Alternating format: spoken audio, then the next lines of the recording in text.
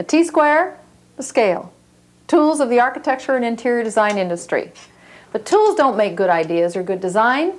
Good design comes from in here, and what's in here.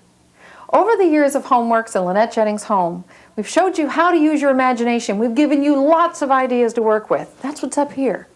We've also showed you how to see, how to be inspired by the world around you, how to draw color inspiration from nature, how to walk into a beautifully dressed room and tear it apart visually. See what it is that actually makes that room work. Then take those ideas home and use them in your own rooms. We've also, I hope, given you the confidence, what's in here, to make those ideas work. But that's where a lot of you have trouble. So what we've done is we've made a video. We've taken all the best segments out of Homeworks and Lynette Jennings' home that give you those fail-safe, foolproof design basics with which you can work to make your ideas happen in your own rooms. Watch. I'm just doing a color scheme here based on some fabric we're going to use for someone's sofa.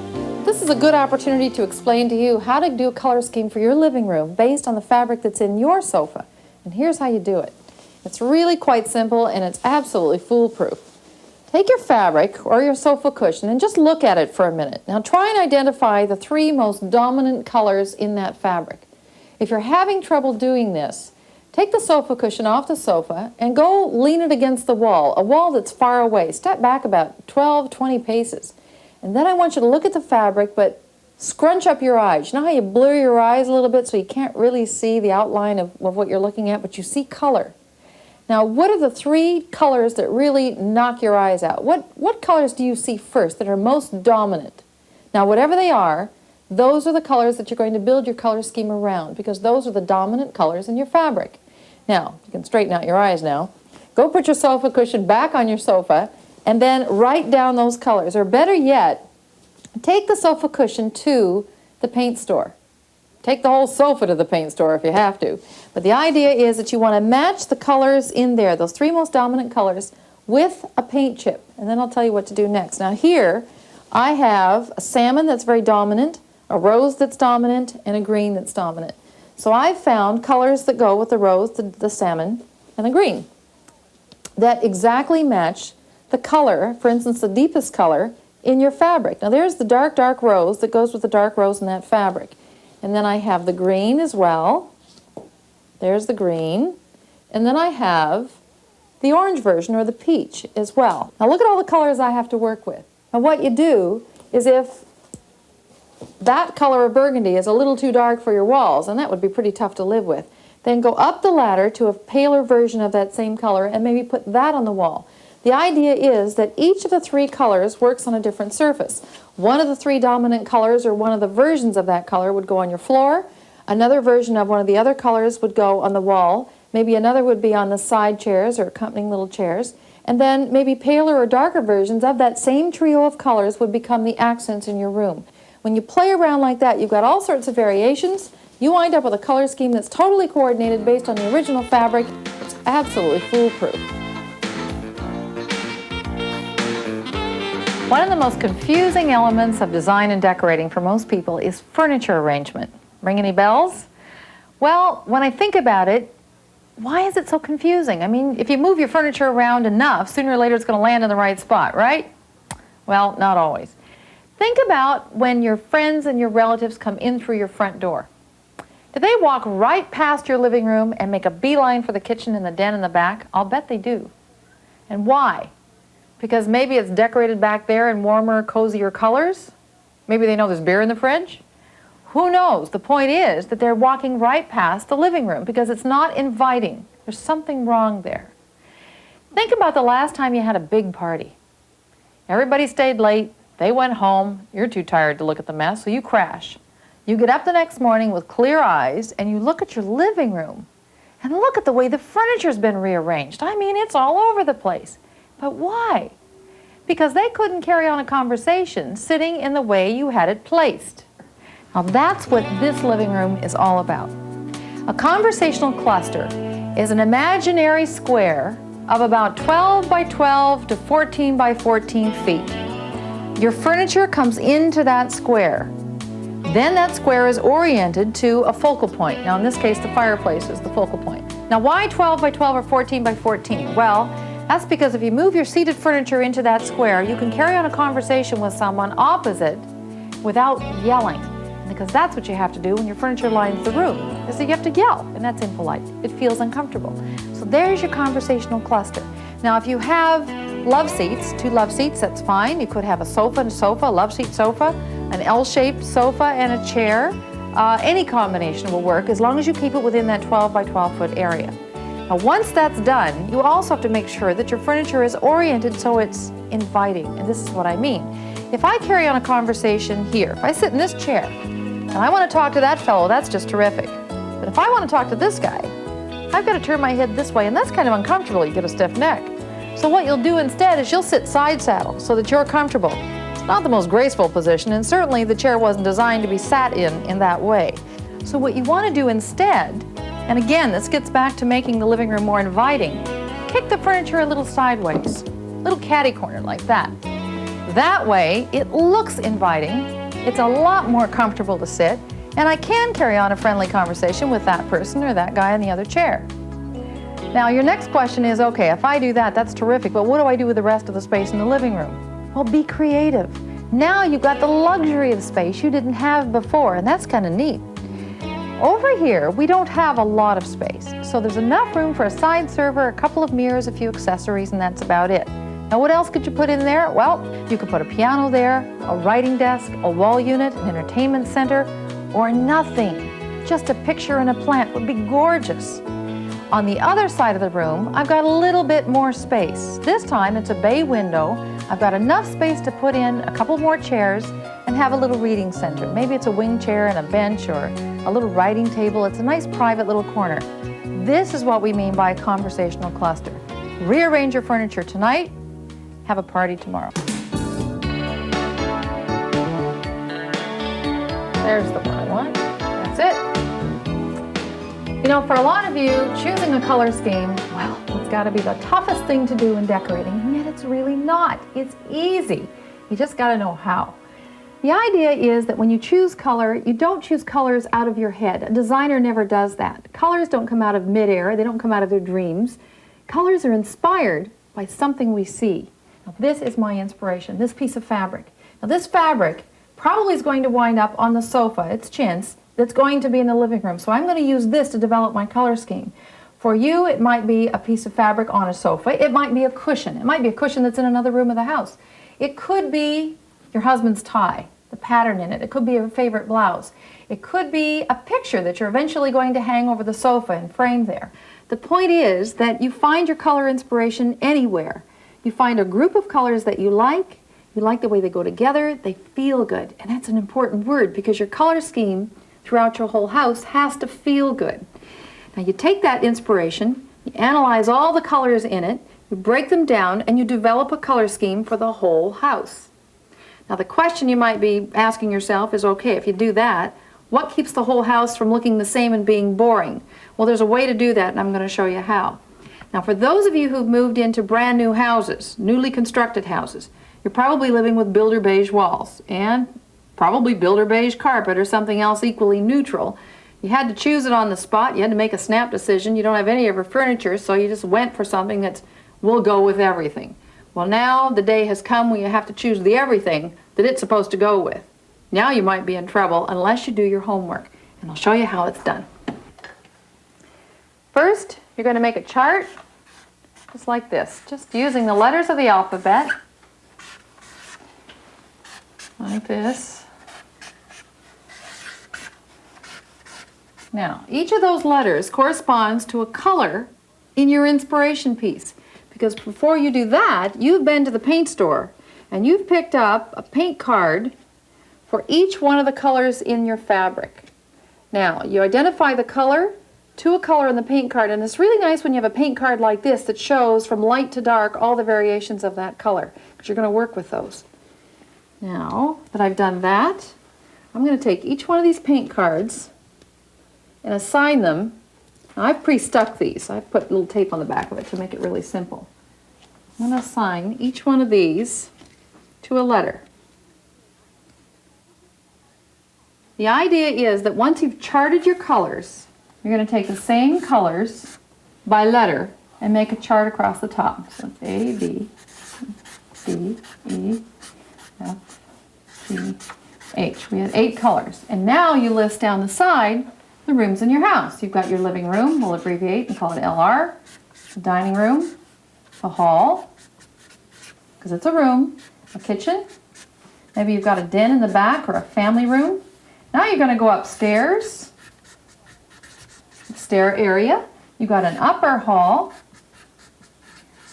and bedroom, 1, 2, 3, and a bathroom.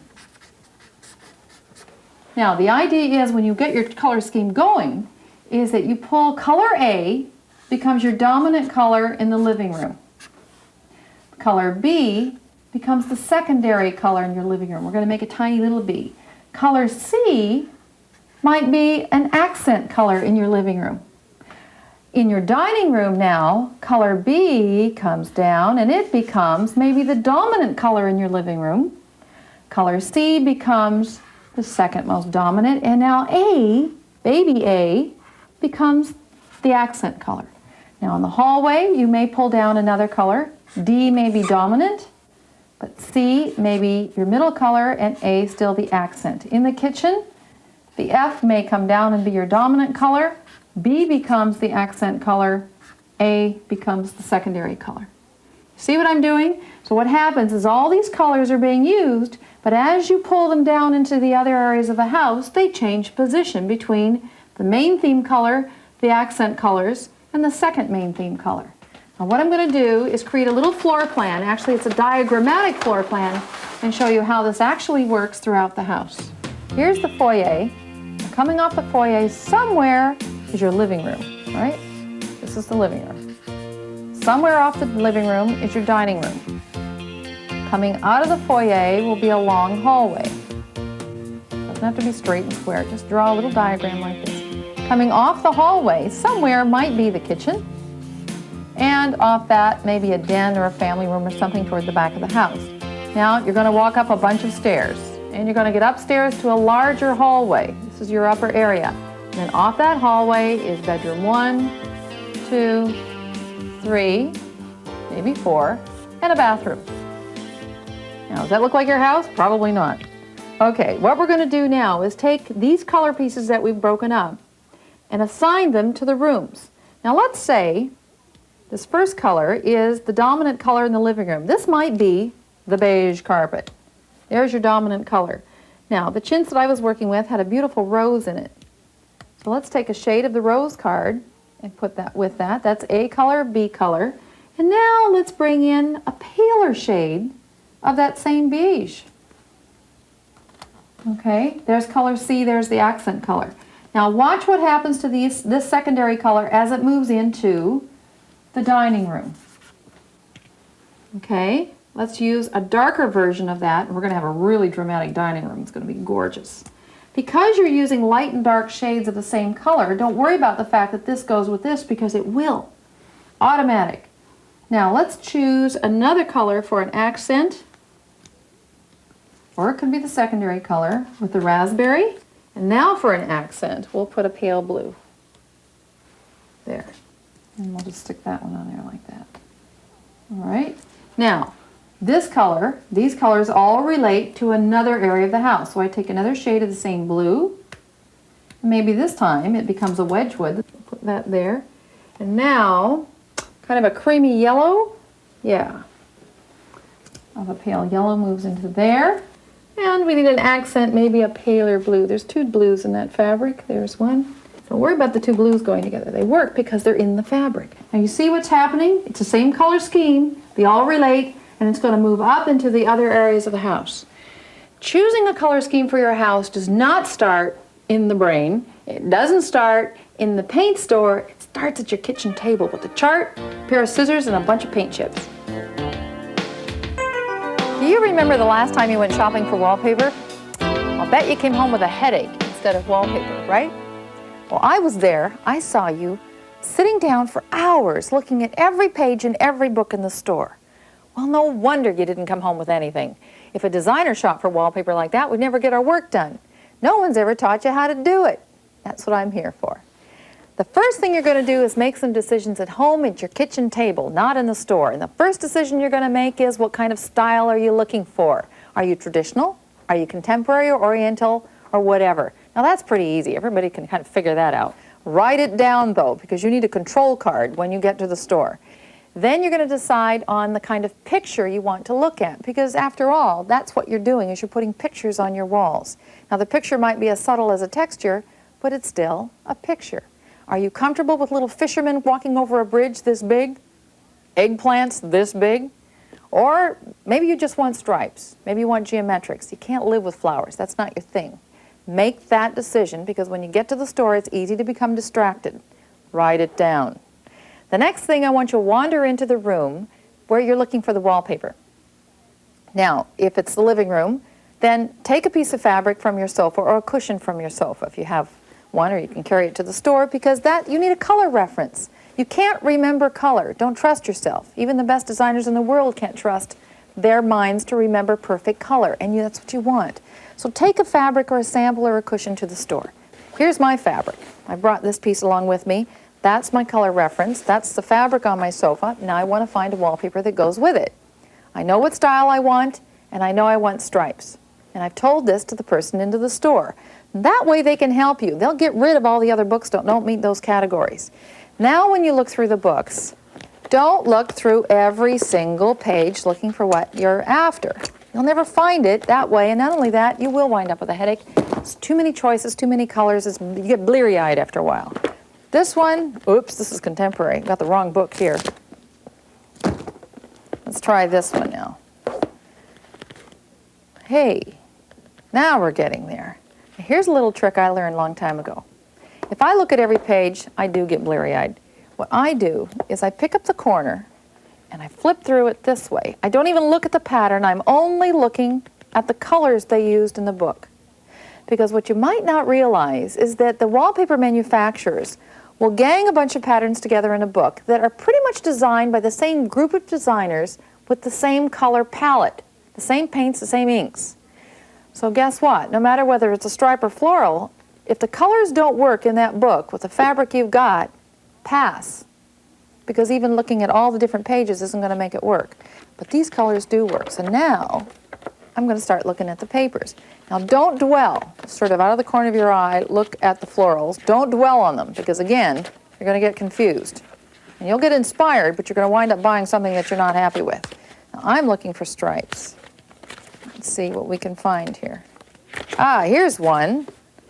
Here's a beautiful gold, a little dark, but it works with the fabric. Here you can see this. See how that works? Now what I'm going to do is I'm not going to make that instant decision. I'm going to bend this back, and then I'm going to see what else there is in here. Never know. Now that's not a stripe, but I think I could live with it. It's a nice little geometric, so I'm going to flip that back. Let's see if we can find something that maybe a little more contemporary, because that print is more contemporary than it is traditional. There's a pretty blue. How's that? That's kind of interesting. Okay, now, this isn't where you stop. There's another decision you have to make. And this is how you do it. Let's take the book over here, up against the wall. Now, scale is a very important part of this whole decision-making process. If you were going to hang that stripe in a powder room, about 6 inches away from your nose, that stripe is going to be quite large, quite bright, and quite a lot of punch, a lot of personality. On the other hand, if you were to hang the stripe in a living room about 20 feet away, well, that stripe might become quite narrow, the colors diminish, it would be very subdued, a very soft illusion, a completely different look for the same paper. Now, if you have any doubt at all, borrow the book for 24 hours, take it home, and prop it up in the room where the wallpaper is going to hang. Follow those 4 steps, and next time you shop for wallpaper, you'll walk out of the store with a roll under your arm, a smile on your face, and this time, no headache. There! I'm going to teach you how to hang pictures. Now, you're probably thinking, what's so difficult about hanging a picture? Well, there must be something wrong, because a lot of you do it wrong. Your pictures are often too high. Yep. Now think about it this way. How did the artist paint the picture? Because however he painted it is how he wants you to see what he was seeing. So you should picture yourself being the artist with your nose to the middle of the picture. An artist didn't paint it up here, and he probably didn't paint it way down there. He painted it on an easel sort of right straight in front of him. So think of it that way. And the best way to remember is nose to the middle of the picture. Now you're probably thinking, okay, my husband's 6'4", I'm 4'6", whose nose? Well, take an average height. There you get the idea. Now the other thing that you want to remember is where to hang a picture. Now I've drawn a couple of living rooms here that don't have any pictures in them. Now look at the first one. Now let's say you have only one picture. That's all you can afford. Just one nicely framed picture. And it's probably a landscape type picture, which means it's a horizontal rectangle. And it's about like that. Or it could be not even that big. And it's probably up here, right? So let's say there's your picture. First of all, it's too high. Secondly, it looks lost in that great big wall. There's nothing it relates to. You know how to hang a picture that isn't big enough to fill a wall over a sofa? Here's how you do it. Look down here. You're going to hang that picture over here, low, and next to the light, off-centered to the sofa. Now you can look at that and say, no, wait a minute, that's lopsided. No, it isn't. There's something strange. It's something that happens in the mind. When you offside a picture, this picture then becomes part of the composition with the light, the top of the sofa, and back to the picture again. So what you created here is an artistic composition. Now that area is very full, it's very composed, it's very tight. But the rest of the wall is quite empty. Well, that's okay. Don't let that bother you. At first it might bother you because you're not used to seeing it that way. But the fact that this is so full will compensate for the rest of the wall being very tight. Now, what happens if you have a couple of pictures? You have actually a grouping. Well, you don't want something like this, which is sort of mama, papa, baby bear. And you don't want one in the center and one on each side. Like, that's okay, but that's very formal. So if you have a collection of 3 pictures, here's how I would do it. Again, I would off-center them. I might have one here, one up above, and one down low. Again, you're creating a composition that offsets everything else that works in the room, leaving the rest of the wall open. Now let's say you don't have 2 end tables, maybe you don't have a lamp, or maybe they're not symmetrical as these are. What would you do if you just had a sofa and maybe not much else? Let's say you only had 1 end table. Okay, we'll draw the end table in on this side. And it doesn't matter where it is. Okay, there's the end table. What would you do on the other side of the sofa? Well, I would put a plant in there. There's the plant. Best looking plant I've grown in a long time. And here's the picture. Again, tucked a little offside and more into the plant. Let the plant's branches sort of gracefully surround the picture or soften the edge of the picture. Always think of composition. This is what we're talking about. It's an artistic word, but what it really means is grouping shapes rather than trying to center one picture over the sofa. Now, you have to do your homework. You can go to the variety store after the show's over and pick up a few hooks, get out a hammer, rehang your pictures.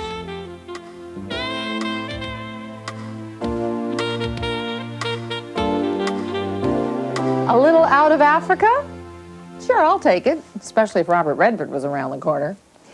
You know, you've heard me talk a million times about beating the boring beige blahs. Well, in this case, I'll let you get away with it because beige here is certainly not boring. It's very interesting.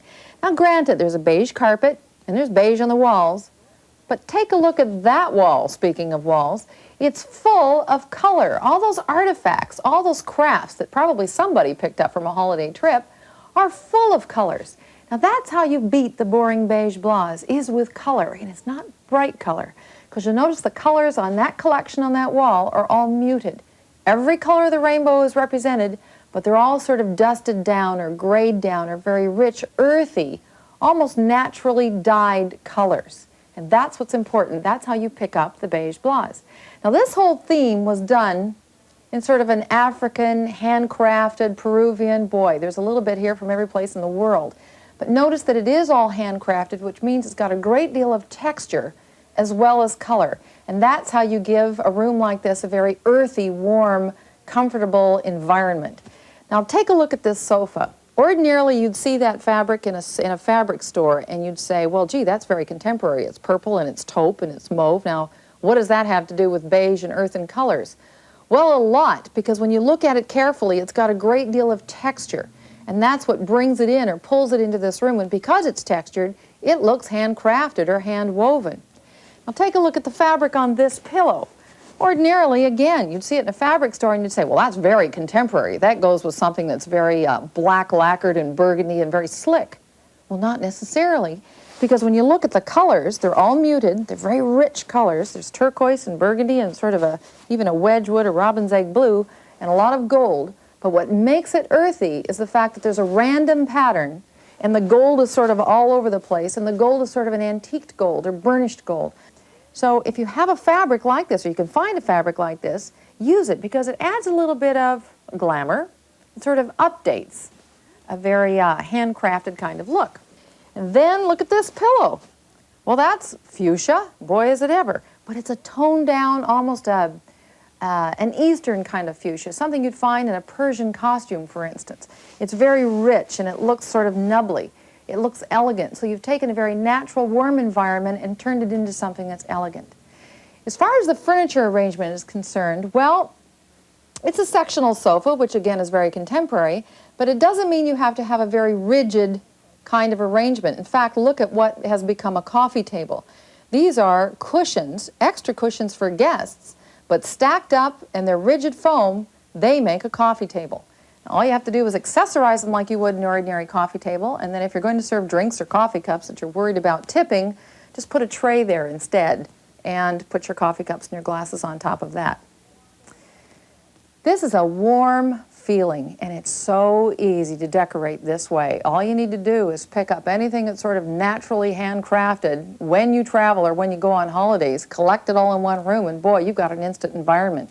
In fact, hey guys, why don't we go on safari? We could take Homeworks over maybe and decorate a tent? I tried. One of the most often asked decorating questions is, well, I've just started my first house.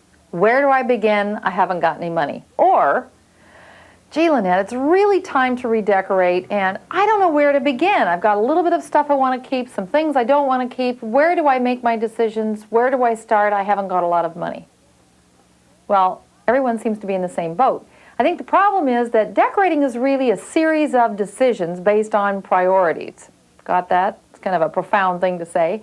Lots of decisions. Of course, everything you buy is a specific decision. But the priority part is what's most important because a lot of people get it backwards. Here's how you decorate. Here's how you make those decisions and in what order. First thing is don't do the windows first. That's what most people do. They buy a new house or an old house, or you start redecorating a room, and you go into that room, and the first thing you do is do the window treatment. And you know what happens? You wind up with galloons of lace and bundles of fabric all over the windows, and then you race around for the rest of your life trying to find a sofa that's going to go with the fabric that you've chosen for the windows. You never find it. So what happens is you get yourself into a corner you can't get yourself out of. Not only that, but the windows tend to overpower the room because that's where you put all your money. That's what you did first. The other thing a lot of people do is they do their powder room or bathroom first. Because, well, gee, you know, I can go around the corner on Saturday and buy a couple rolls of wallpaper and at least I've made a start. But what happens is your whole color scheme then gets built around the wallpaper and the powder room. I think we got things backwards. So the first thing you want to remember is don't do the windows first. The second thing is your flooring is the most important decision you have to make because unless your floors are going to be chopped up with all kinds of different materials all over the house, which is not what you want to do, your flooring should be somewhat consistent, which means it's either consistent in material, meaning carpet throughout, or hardwood throughout, or tile throughout, or it's at least consistent in color if not texture. So maybe you have, let's say, a soft green carpet in the living room and dining room, but in the foyer you might have a soft green tile or soft green linoleum. So you see the carpet and the tile are two different materials, but the colors are synonymous, and they do somewhat blend. So your flooring is a big decision. That is what's going to set the basis of your color scheme throughout the house. The next thing you're going to do is a floor plan. That's right, because there's no point in buying a sofa until you know exactly what size, shape, configuration of sofa you want, or dining table or dining suite. If you go out and buy a dining suite because it's on sale and because the salesman tells you, hey, you get a better deal if you buy all the pieces at once, you get it home and you wind up finding that you're squeezing all this furniture into much too small a space. So a floor plan to scale, little graph paper on the kitchen table, is what you need to do next. So floor plan, really important. Then you get to the furniture part. Now there's an order of purchase that varies with opinions of designers. Some prefer that you buy your sofa first. Others prefer that you buy your case goods. That's all the hard stuff, the wooden furniture first. Others, well, everyone seems to have a varying opinion. But for me, I'd rather buy the bed first. Even if it's just a box spring and mattress because you bought such a good quality one, you can't afford the rest of the bedroom suite, it doesn't matter. If you don't get a good night's sleep, in my book, you can't make good decisions about the rest of the stuff. So your bed, your mattress and box spring, buy the best quality you can afford. Don't worry about the rest of the stuff later. So that's really important. So I'm going to put that one as number one in my book. Number two is table and chairs. Because after you've had a good night's sleep, got to get a good breakfast. And you got to have some place to sit. And sitting on the floor is kind of fun for a while, but that's not cool for the rest of your life. So you want to make sure that you've got a good table and chairs that's comfortable right there. Number three then, you've got the two basics out of the way, is start with the decoration and the sofa. Now the reason you start with the sofa, well, it's logical. First, it's one of the most expensive things that you have to buy. And secondly, it's the largest piece of upholstered, color-dictating furniture in the house. That sofa, if it's, let's say it's a flowered fabric or in any kind of pattern fabric for that matter, it's the piece that has the most colors in it, and usually that's where the decorating starts. All your color scheme can be built around the fabric in the sofa and then scattered out throughout the rest of the house as you go from living room to dining room to all the other rooms. Now what happens with all the case goods, the tables, the armoires, the buffet and hutch, all the other things that you buy and put into a house? Well, after that comes all the wood furniture, but it doesn't all have to match. So that means you can buy little pieces one at a time.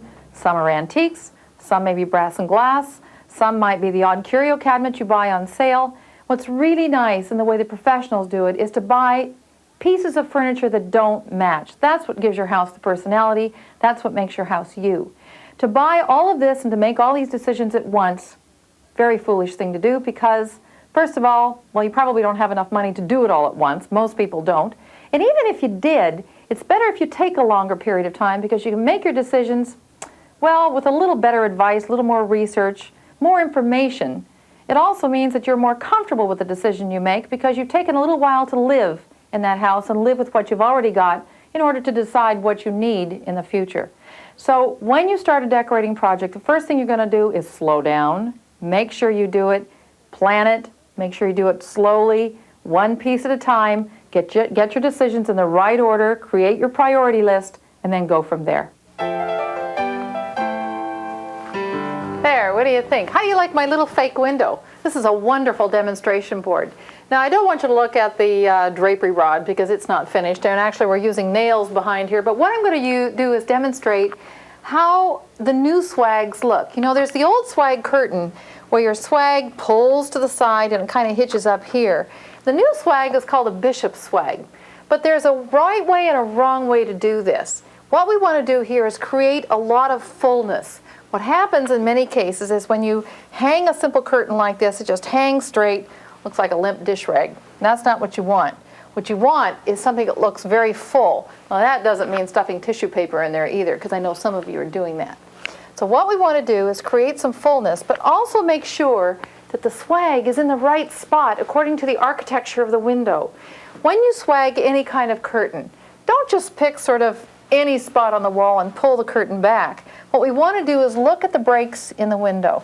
Say you have mutton bars, the little crossbars in your window. You've got the top of a double hung window. you have the sill area here. So what we want to do is pick one of those points and then swag the curtain into that position. Now I've got this one already hooked, and I have a nail in position on the first one. So there's the first swag. It's hooked so that it has some relationship there to the crossbar of the window. Now I can pull this down and hang it in on this one so that it hangs even lower, and that gives the window a longer look.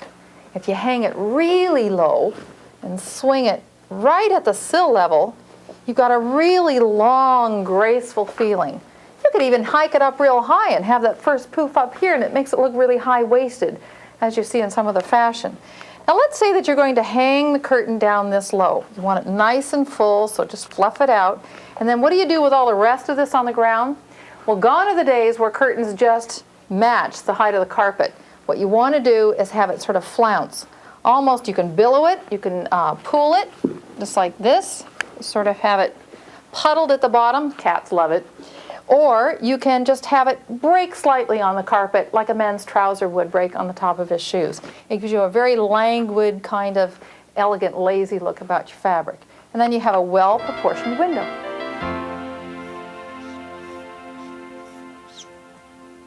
Believe it or not, that's a window. Today we're going to talk about accessorizing.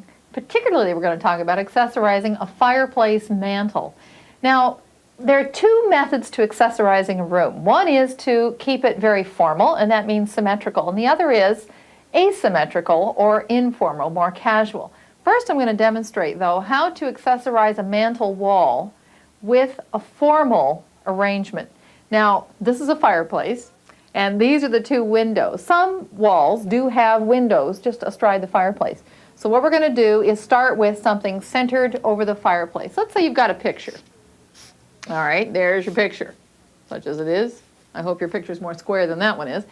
The next thing you're going to do if you want a symmetrical arrangement is flank it with a pair of something. Now, it could be vases, it could be candlesticks, or it could be, well, actually anything that matches. So let's draw in, let's say this is a candlestick, one on either side. Now, the next thing you're going to draw in is probably, let's say it's a matching pair of Chinese urns of some sort. Well, there's a little Chinese urn, okay, and there's one on this side. Now, are we going to stop right here on either side of the fireplace? Well, maybe not, because we've got two symmetrically placed windows as well. How far do you take the symmetry? Well, it's wherever it's comfortable. That's where you stop. I would probably, if this were my house, I would put a potted plant here and one here. I want to make sure they're the same size. That's about right. And I would put a plant here and a plant here. I like the idea of having the greenery come up between the fireplace mantle and the window. It kind of softens this composition. Now look at what I'm doing here in terms of composition. Never have something that is this high, then this high, then this high, and then this high, and this high, and this high. You see what's happening is I'm creating a triangle. It goes up, it comes back down the other side, looks like a Christmas tree, or it could wind up looking like an altar if you're not careful. What you want is something that has a wave kind of composition. In other words, I would take a line and I would say up around the window, down around the tree, down, up, around, like this. So you get an undulating wave. That gives you a nice sense of composition, and yet you keep the formality of having things symmetrically placed. Now, how far do you take this? Well, you might say, well, we'll draw in a chair. Right here. This box represents a chair. Okay? You might have two wing chairs facing each other, also on either side of that fireplace. That's about as far as I would take the symmetry. I wouldn't carry it any further into the room because you're going to wind up with something that looks very staged. That will establish a formal theme in a living room. Now let's take this fireplace arrangement down here. I'll draw in those same windows, and I'll show you what an asymmetrical arrangement looks like. There's the windows. Now you might start with that same picture. Now here I might have a very large vase. It does look something like that. Then I might have a small grouping of boxes. On that side, I might have a large bush in a pot here, and I might have, let's say, a long table right under that window, or not even quite under the window. I would have it sitting just a little slight of the window and tucked in closer to the fireplace. Then I might have, we'll draw another box for a chair, on this side, and maybe a smaller style chair here that's got more of a frame back on this side. You see, I've got symmetrical, I started with symmetrical architecture, but what I wind up with is something that is asymmetrical in form and a lot more casual. Now, when you walk around your room and decide how you're going to accessorize your living rooms in particular, because you tend to have more things in a living room than probably any other room in the house, take a look at each wall as if it were a snapshot. Draw yourself a little diagram. You don't have to be an artist. You can sure see that I'm not. Now I'd like to show you a room that's done almost exactly as I've sketched it in real life. Look familiar? Sure, but I didn't draw all those accessories. Look at the mirror, the two pictures on either side, and the two blue vases. You see the arrangement? Now here's the wave. There's one half of the arrangement, starting with the window, drops down to the blue vase, up and over that funny little urn, and then down to those plates. Now you'll see that, well, it's not Mama, Papa, Baby Bear like I described. That's what you don't want. But it's a lovely collection combining form, shape, placement, and texture. It works. Now in this corner arrangement, you'll see symmetry in the chairs, but the wall groupings are not symmetrical. This grouping is asymmetrical, whereas it's balanced with a symmetrical arrangement of 4 on the other wall. Symmetry even works on a sofa table. Hey, try it.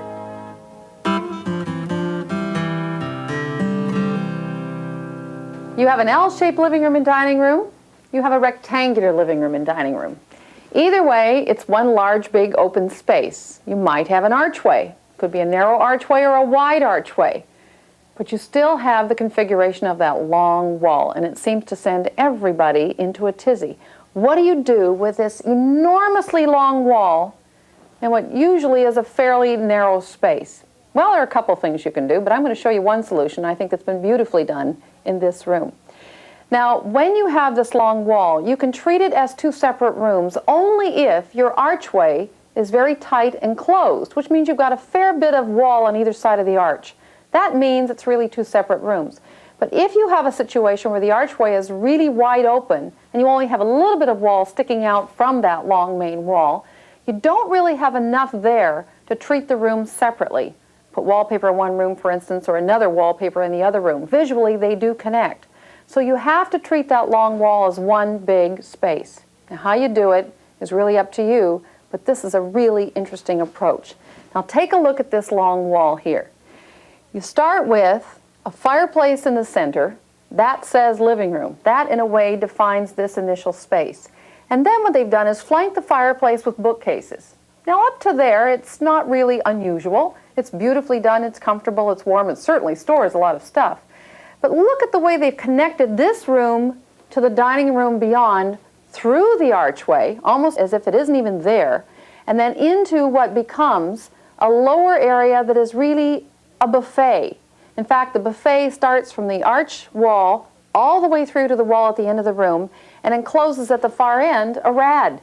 So now that wall is nice and clean and it's unified, but it does serve 2 different functions. And what does that is the fact that the built-ins have all been styled to be similar. They're all white, they're the same molding style, the same hardware. The marble continues through from the fireplace front on to the top of the buffet. It's all unified, and yet it's not boring. It still says this area is the living room and that area is the dining room. Now, the other thing you want to take into consideration when you're doing the long wall is to make sure you don't have 2 matched scenarios in terms of composition. Now, what we mean by that is you have high things here, you want to have low things on the other side of that archway. If both rooms have high things that are symmetrical, well, it looks like you tried to match and missed. There isn't a nice sense of warmth or composition. It says you tried to duplicate the look. Instead, you're better to go with a random shape. So look at the long wall as if it's a piece of canvas and pretend you're drawing a wave in terms of the heights of the things you have in the room. So you have this nice wave configuration. In this room it works because you start tall with the bookcases, come down to the fireplace mantel, up again with the other bookcase, and down again, really low this time, for the top of the buffet. This is a really creative way to combine those 2 spaces with built-ins. But if you don't have an archway, and you like the built-in idea, simply butt the end of the bookcase into the end of the buffet without that little wall in the middle. Now, what do you do if you don't want built-ins? Well, you do it with furniture. Just make sure you catch that wave.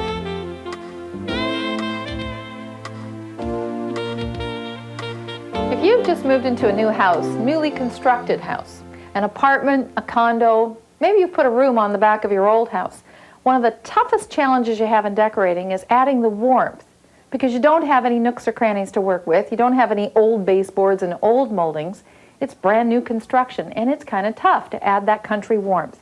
What you want to do is maybe add a fireplace. Well, you've got a mantle, and you've got some hand-painted tiles, and that's okay, but if you don't have a fireplace, add the mantle anyway. Just put it up against the wall and decorate around it. Put some flowers in where the fire usually goes. But another way you can do this is to work with pattern. Pattern in your wallpaper and pattern in the fabric. Now we've added 5 patterns to this room, and that's what gives it its country charm. And here they are.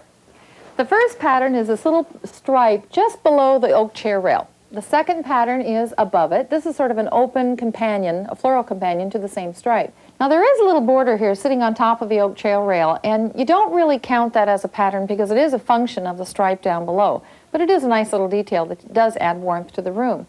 The next pattern is the sofa fabric. Now this wasn't designed to go with this paper, but it does work with it, and I'll explain why in just a minute. The other patterns are these. This is number 4 and number 5. This is an open, sort of a very overall large print floral. This is the same floral done in a striped version. Now what makes all these go together? It's the color.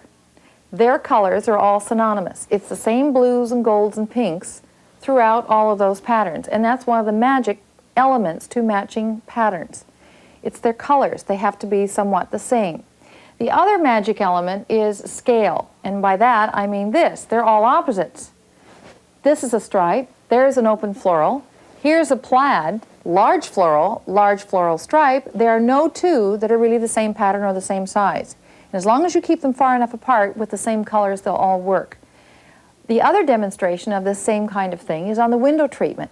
There you have a valance and a side panel that are 2 different fabrics but do coordinate. The valance has been done in the overall floral, the large print, and the side panel is done in the striped version of the same floral. Now, if you're working in patterns like this, make sure that your heavier pattern is worked as the side panel. You don't want the heavy pattern up on top as the valance because it feels like the window's going to fall in on you. It's a little top heavy. Now, I know it's difficult to go to a store, fabric store, wallpaper store, and try and pick out patterns that you're going to mix and match yourself. It's pretty scary. But if you follow our simple rules, you can have confidence in the patterns and choices that you do make. One is make sure that you're always working in opposites. You're working in stripes against florals, plaids against geometrics, never the same subject area. You're working in different scale, large print, small print, large plaid, small floral, large floral, small plaid. If you're going to work with color as well, which you need to, make sure your colors are all the same colors in all the patterns that you've chosen. You keep those rules in mind, you can't go wrong. Aren't these wood pieces beautiful? But you know what? They don't look so good against white. Now that's one of the most often made mistakes in coloration in any house is, let's say that you've got a very heavy dark wood kitchen, and then you immediately run out and paint the walls all around the kitchen white. Or let's say that you have a house with a gumwood foyer, lots of old Victorian wood paneling, and gee, it just feels too dark, so you paint all the walls white to lighten it up. It's the wrong thing to do, because wood and white, well, I hate to say it, but they don't go, and here's why. When you put wood grain, any species of wood, up against white, it goes flat brown. Now, you'll see 5 different pieces of wood here, and they're all different species, and yes, they differ one from the other, but you don't see the color and the richness and the life in the wood grain. And yet, let's surround wood with color, and you get a completely different impression. For instance, let's say we take this very dark, rich red oak and put it up against burgundy. It looks darker, it looks richer. The life comes out of the wood. And actually, it does look darker, but it's not offensive. It's not heavy because it has a character, it has a depth. After all, wood is a living, breathing thing. It's natural, so it is going to have depth. You see all the different color changes as you look into the grain. Now, if I put that same wood, let's say with brilliant red, again, you get a completely different impression. Now, look what happens when, let's take this very grayed kind of an oak. This is an oak, that has been stained with sort of a gray wash. And if I put it next to gray, look how sophisticated that is. Again, the life comes out of the wood. Now we're going to show you a couple of houses that, well, one was done with a dark green, beautiful woods in the room, and the other was done in white. You see for yourself what a difference white and color can make. This dark walnut cabinet is built into a very large, open, white room that has a lot of windows in it. So there's a lot of natural light, which makes the white even brighter. It also has a very high cathedral ceiling. Now the room is really beautiful. It has a very warm feeling, but the warmth isn't coming from the life in the wood. The wood, as you can see here, in contrast to the white walls, is very dark, very brown. In other words, the wood could just as well have been painted. Now this room, with its color behind the wood, brings the life and the color out of the wood grain of the wood. As you look across the mantel and the built-ins on either side of the fireplace, you see the reds and golds in this beautiful old piece of oak. It's the color in the green that brings the life and the color out of the wood. So if you have a beautiful piece of wood, either in a built-in or even in furniture, surround it with rich color. Gone are the days of stuffing your pillows with pantyhose. How many of you remember that?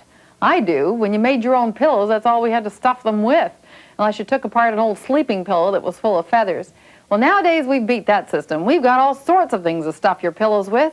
Some are washable, some are not, and some make bumps and some don't, but let's go through them. The first one is relatively inexpensive, and this is a rigid foam pillow form. Actually, I just cut it. It's not really a manufactured foam, and it's a little bit crooked. But that's how most of us start, with a decorative pillow that's really going to be nothing more than a square with a piped edge. But I learned an old upholsterer's secret about filling pillows with forms like this, and you do it with this stuff, which is really, it's quilt batting. It's what you sandwich between the two fabrics, and then you do your quilting. It comes, well, there's the one layer, but what I do is try and do it in 2 layers, and I'm not even going to cut this to show you, but I'm just going to wrap this around the edges to show you what happens to that square pillow.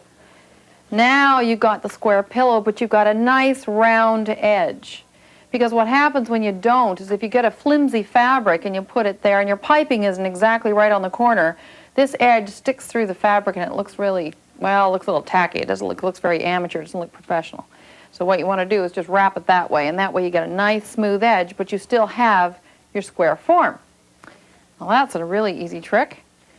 Now this stuff, you're going to find a lot. This is Dacron, and it comes all mushed up, sort of like this. You can sort of pull it apart, but it does hang together. The only trouble with this stuff is it's very washable, but it makes bumps in your pillow. So unless you're making a pillow that's very flat, or one that's just going to stay in one position all the time and really isn't going to be used, it's a good craft stuffing, but I wouldn't make a decorative or a fine pillow for your living room, your living room sofa out of it. This stuff is similar. Now this is polyester, again washable, and this reminds me of old cotton batting. Look at this, the way it sort of just pulls apart and pills, and again, great for craft. But unless you're going to stuff a pillow really tight, like really scrunch it down so it's nice and solid like it is in this plastic bag, you're going to have, again, bumps. I don't know if we want that. This is what you call a pillow form. Now you see it's already in its own casing. And this stuff, well, it says right here, it's stuffed with 100% polyester fiber. That's good, because ordinarily polyester would be washable, but the casing is not. So you got to watch out for that when you're buying your forms. If you're anticipating making a pillow without a zipper in it and tossing the whole pillow in the washing machine, make sure your pillow form itself, the covering on the form, is in fact washable. This one is not, so it would be good for a dry cleaning option, or a pillow where you've got a zipper and the pillow form comes right out of it and the case goes to the dry cleaner. And then we've got something like this, which is my favorite, which is part this. See this in this jar? Down, or down in waterfall. Isn't that gorgeous stuff? But boy, if you got an allergy, pass on that, at least working with it. You can buy down in waterfowl feathers already pre-packed into a form, and maybe that's what you want to work with. There's nothing like down to give you that cushy, curl up with a good pillow feeling, but it does squish down. Now the perfect answer is my favorite, which is this form. This form is cotton, which means it's easily dry cleaned. You can fluff it up, it wears like iron. Inside is a combination of feathers and a synthetic sort of grunged up filler. And what that does is it means you've got the softness of down. See, I can squish this all up, but then watch what happens to the form. It goes right back to its original shape, and that's what the synthetic filler does combined with the down. Now, that's the perfect professional pillow form. Now, if you don't mind, I got a lot of stuffing to do. You might call this the buttons and bows segment of the show. We're going to show you a little idea that keeps cropping up in old style or Victorian decor. It's the bow tie to a picture. Take a look.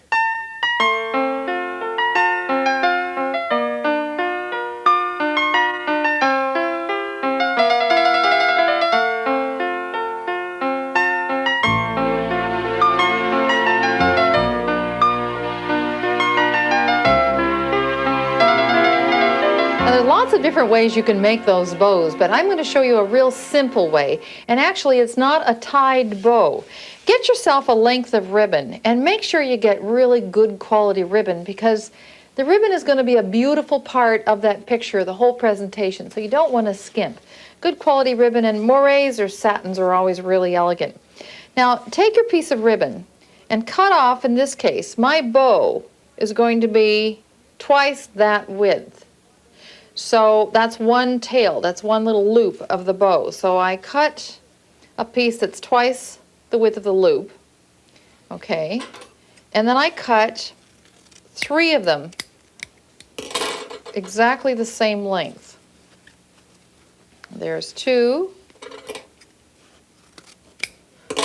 and here's 3. Now, rather than sew it for you, because that's kind of hard for you to see, I'm going to pin this on a bulletin board, on a little cork board, to give you the idea of how the bow actually gets sewn together. Now, take your first loop. I'm just going to pin this in place. And you actually create the loop, and then shear it up. Not too much, because you don't want the bow flopping all over the place, but you want a little bit of shearing, a little fullness in the very center of that bow, like that. We'll just pin this up here so it stays in place. Now, a true Victorian bow to top a picture is quite rigid. It's not a floppy kind of bow. Okay, we're going to do the same thing to this one. And once you shear these, you can sew them. And this is not a machine job. You can actually sit in front of television and do this by hand. Just pin that little one in place to not mind all the pins here, and we'll just tuck that into position.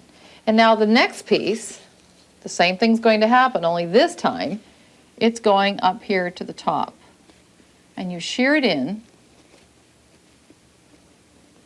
and actually pin this into the same position. Now, what keeps that top loop up on the wall? Well, you have to either tape it to the wall or get inside here and put a little thumbtack right into the wall itself, just behind the loop of the bow to keep it in position. So it's kind of, it's not the bow that's actually hanging the picture. It's just a decorative attachment. Your picture actually does still hang with the picture hook. And then your tail comes down. You sew this into place, and what you can do is create a little loop like this right over the top of it. You fold your ribbon in half like that, let it flop over, and then because I've got all these pins in place, it's kind of hard for me to tuck this in, but I think you get the idea. But that just actually flops over and creates a bit of a tailored touch. This just hangs down into position. And then your picture hangs right in the middle with the tails coming past the picture down below it. There's a lot to learn in this video. We've covered a lot of ground. Now, you're not going to understand or be able to implement all those ideas all at once. Use this video like a textbook. Keep it on your shelf. And then when you go to redecorate a room, Take the hour, pull out the video, and review all those design basics once again. It'll give you the confidence you need to make your ideas work.